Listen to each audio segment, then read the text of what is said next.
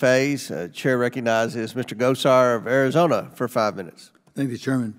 Thank you, Dr. Gupta, for your comments.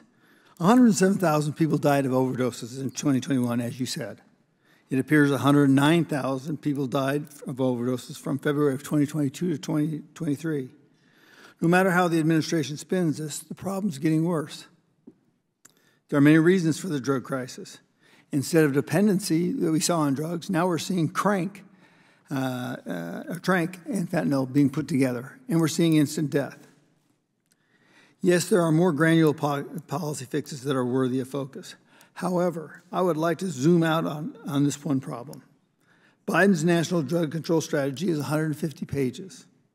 The words God and faith are not mentioned one time. People need a purpose to be happy. To quote Robert F. Kennedy, I know that's awful hard, quote, unemployment kills, end of quote. The left offers endless benefits. In other words, dependency, because dependent population votes for the providers of those benefits. But a human being needs a purpose, a good job, the ability to provide for a family, a belief in a creator in order to be happy. He or she doesn't need lockdowns and destroy their small businesses. He or she doesn't need free needles and syringes so they can inject themselves with deadly drugs. He or she doesn't need lower wages and more crime to thank illegal alien invasion. That only raises anxiety. He or she doesn't need to fight in pointless foreign wars. Words related to race are mentioned 50 times in this same document. Racism and white supremacy have nothing to do with the fact that our population is being decimated by illegal drugs and high rates of suicide. The lack of purpose fostered by the left is the real culprit. Now I've got some questions for you. I'd first like to submit for the record the following article by the heritage immigration expert Laura Rise. The decision to allow 30,000 individuals from these very poor countries to enter the U.S. every month exacerbate or improve the drug crisis in the United States? Thank you, Congressman. I will say that the levels have flattened. We need to do more. We need to create a recovery-ready nation, recovery-ready businesses, as you mentioned, and we need to have people find hope and purpose in their life. And we're taking all aspects of it. You mentioned faith. We are meeting with faith leaders across the nation very soon next month. But I don't see it published. It's one thing to say that you're meeting with these people, but it's another thing to be acknowledged, right?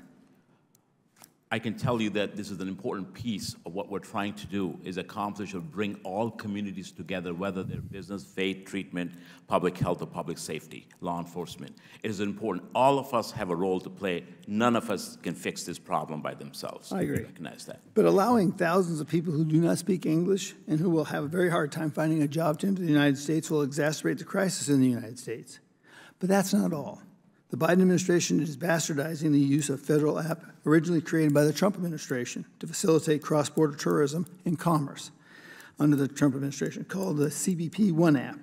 That allows illegal aliens to make an asylum appointment at a port of entry. 37,500 illegal aliens can enter the U.S. per month. According to RISE, if aliens entering through the Parole and CBP One app were added to the DHS official encounters numbers, then encounters would return to historic levels of 200,000 plus per month, numbers only seen under the Biden administration. Do you believe facilitating the entry of 37,500 aliens per month, many of whom do not speak English and will have a very hard time finding a job, will exacerbate or improve the drug crisis in the United States? Thank you, Congressman. What we're trying to do is put technology at the border to make sure that where the drugs are coming through, we're stopping every piece of that drug that we can stop. But you're not, because I'm from Arizona, and we see hundreds and thousands of pounds of fentanyl coming across the border. So no matter how you try to intercept it, it's going to make it worse. So I got limited time. The National Drug Control Strategy published by your office says advancing racial equity is one of the 7 priorities that your office deems to be most important in fighting the drug crisis. Another is harm reduction, which means facilitating drug use for drug